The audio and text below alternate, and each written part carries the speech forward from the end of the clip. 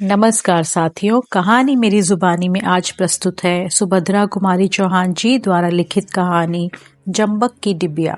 इस जंबक की डिबिया से मैंने एक मनुष्य का खून जो कर डाला है, इसलिए मैं इससे डरता हूँ। मैं जानता हूँ यही जंबक की डिबिया मेरी मौत का कारण होगी, प्रोफेसर साहब ने कहा और कुर्सी पर टिक गए। उसके बाद हम सभी लोगों ने उनसे पूछा, जंबक की डिबिया से मनुष्य की हत्या आखिर हो ही कैसे सकती है। सिगरेट बुझाकर एस्ट्रे पर फेंकते हुए प्रोफेसर साहब ने कहा, बात उन दिनों की है जब मैं बीए फाइनल में पढ़ता था। केठानी हमारे घर का पुराना नौकर था, बड़ा मेहनती, बड़ा ईमानदार। महीनों हमारी माँ जब घर से बाहर रहती, वो सारे घर की देखभाल रखता। एक दिन का भी कभी इधर से उधर ना हुआ था। एक बार यही बरसात के दिन थे, मेरी छोटी बहन के बदन पर कुछ लाल लाल दाने से उठ आए और उसके लिए मैं एक जंबक की डिबिया खरीद लाया। मेरी माँ मशीन के सामने बैठी कपड़े सी रही थी। आसपास बहुत से कपड़े फैले हुए थे। वहीं मैंने एक डिब्बी खोली, बहन के दानों पर जहाँ तहाँ लगाया और डिब्बी बंद करके माँ के हाथ में दे दी। पास ही केठानी खड़ा खड़ा धुले हुए कपड़ों की तह लगा रहा था। जब मैं बहन के दानों पर जंबक लगा चुका, तब केठानी ने उत्सुकता से पूछा, काए भैया, ई से ई सब अच्छो हुई जाई है? मैंने कहा, हाँ, खाज, फोड़ा, फुंसी, जले कटे सब जगह ये दवा काम आती है। इसके बाद केठानी अपने काम में लग गया। मैं बाहर चला गया। शाम को जब मैं घूम कर लौटा तो देखा घर में एक अजीब प्रकार की चहल पहल है।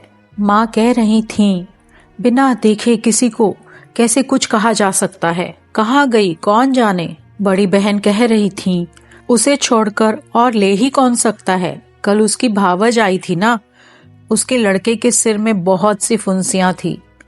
पिताजी कह रहे थे, कहीं महाराजन ना ले गई हो। अखिल उससे कह रहा था, ये गोरे होने की दवा है। लड़के भी तो तुम्हारे सीधे नहीं हैं। पास ही बैठा अखिल पढ़ रहा था। पिताजी की बात में दिलचस्पी लेते हुए वह बोला, बापू, महाराजिन तो सदा गोरे होने की ही फिक्र में रहती है। फिर मुझसे पूछा कि ये क्या है, सो हमने कह दिया कि गोरे होने की दवा है। केठानी अपनी कोठरी में रोटी बना रहा था। उसे बुलाकर पूछा गया तो उसने कहा, जब मैया लगाई हती आपने तो तबे देखी रही, फिर हम नहीं देखन सरकार। मुझे क्रोध आ गया तो डिबिया पंख लगाकर उड़ गई। केठानी ने मेरी तरफ देखा, बोला, भैया। मैंने कहा, चुप रहो, मैं कुछ नहीं सुनना चाहता। सुबह मैं डिबिया लाया था और इस समय गायब हो गई। ये सब तुम्हारी लोगों की बदमाशी है। केठानी कुछ ना बोला, चुपचाप वहीं खड़ा रहा और मैं कमरे में चला गया। मैंने कहा, वो माँ से कह रहा था, मालकिन चल के मोर कोठरी खोली देख लाई, मैं का करी हूँ दवाई ले जाई के। फिर जौन चीज लागी मैं मांगना लाई हूँ सरकार से। मैं कोट उतार रहा था, ना जाने मुझे क्यों क्रोध आ गया और मैं अपने कमरे से निकल आया। बोला, चले जाओ अपना हिसाब लेकर, हमें तुम्हारी जरूरत नहीं है। आखिर माँ ने बहुत समझाया, पर हम सब भाई बहन ना माने और माँ ने केठानी को बहुत रोकना चाहा और वो यही कहता रहा, जब तक भैया माफ ना कर देंगे, अपने मुंह से मुझसे रहने को ना कहेंगे, मैं ना रहूंगा। और ना मैंने केठानी से रहने को कहा और ना वह रहा। हमारे घर की नौकरी छोड़कर वो चला गया, पर घर के सब लोगों को वो बहुत प्यार करता था। वो गया जरूर, पर वो तन से गया, मन से नहीं। माँ को भी उसका अभाव बहुत खटका और मुझे भी, और मुझे तो सबसे ज्यादा उसका अभाव खटका। वो मेरे कमरे की सफाई रखता, सजा कर रखता और फूलों का गुलदस्ता नियम से बना कर रखता। मेरी जरूरतें वो बिना बताए समझ जाता था और पूरी करके रखता था, पर जिद्दी स्वभाव के कारण चाहते हुए भी मैं माँ से ये ना कह सका कि केठानी को फिर से बुला लो, जो कि मैं हृदय से चाहता था।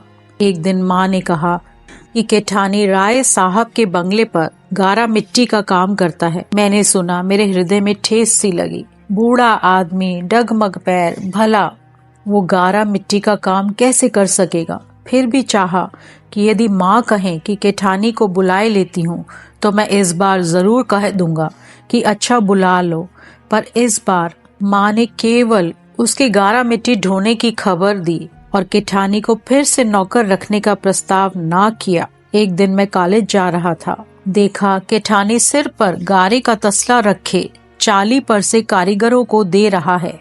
40 फुट ऊपर चाली पर चढ़ा वो बूढ़ा केठानी खड़ा काम कर रहा था।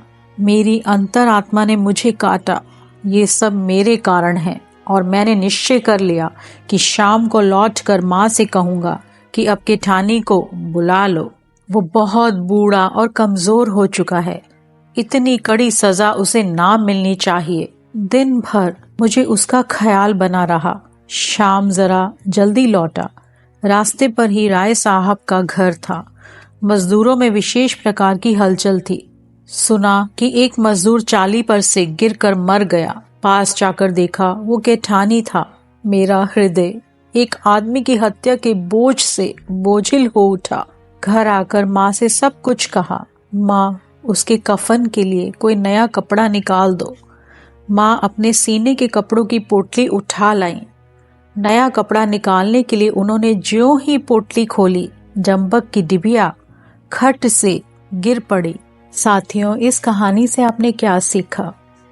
इस कहानी से मैंने तो ये सीखा कि कभी कभी जो हम सोचते हैं, जो हम देखते हैं, वो हमेशा सच नहीं होता। इसलिए हमेशा बिना सत्य को जाने पहचाने कभी भी किसी व्यक्ति के बारे में हमें अपनी राय नहीं बनानी चाहिए। साथियों, कमेंट बॉक्स में आप भी मुझे बताइएगा कि आपने इस कहानी से क्या सीखा। कहानी सुनने के लिए आपका दिल से धन्यवाद। आपका दिन शुभ हो।